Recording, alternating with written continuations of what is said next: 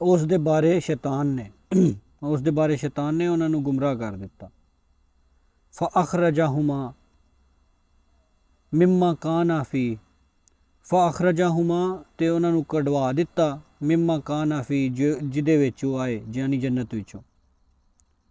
वकुलना इहबितू बअदुकुम लिबादिन आदू, वकुलना ते असीं आख्या इहबितू उतर जाओ, बाज़ुकुम लिबादिन आदू यानी ज़मीन ते उतर जाओ एक दूसरे दे दुश्मन बन के।